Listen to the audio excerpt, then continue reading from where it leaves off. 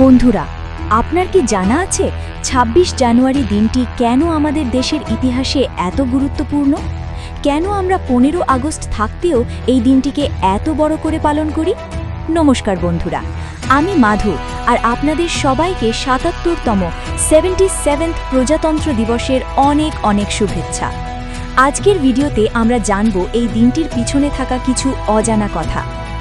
১৯৪৭-এর ১৫ August আমরা স্বাধীনতা পেয়েছিলাম ঠিকই, কিন্তু আমাদের দেশ চালানোর জন্য নিজেদের কোনো সংবিধান বা কনস্টিটিউশন ছিল না।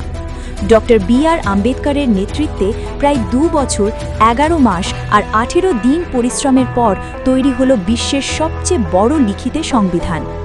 ১৯৫০ সালে ২৬ জানুয়ারি এই সংবিধান কার্যকরী হয়, আর ভারত হয় একটা রিপাবলিক বা প্রজাতন্ত্র দেশ।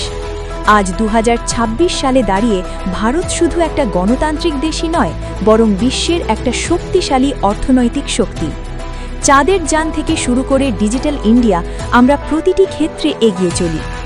গণতন্ত্র মানে হলো মানুষের শাসন, তাই আমাদের দায়িত্ব হলো দেশের নিয়ম মেনে চলা এবং দেশের পরিবেশ ও সমাজকে সুন্দর রাখা। শেষে এইটাই বলবো, আমাদের এই স্বাধীনতা আর সংবিধান অনেক রক্ত আর ত্যাগের বিনিময়ে পাওয়া। তাই আসুন আমরা প্রতিজ্ঞা করি একটা ভালো ভারত গড়ার। কমেন্টে অবশ্যই লিখুন জয় হিন্দ বা বন্দে মাতারাম। আর আপনি দেশের জন্য কি করতে চান সেটাও জানাতে পারেন। ভিডিওটি ভালো লাগলে লাইক করুন আর চ্যানেলটি সাবস্ক্রাইব করতে ভুলবেন না। সবাই ভালো থাকুন। জয় হিন্দ।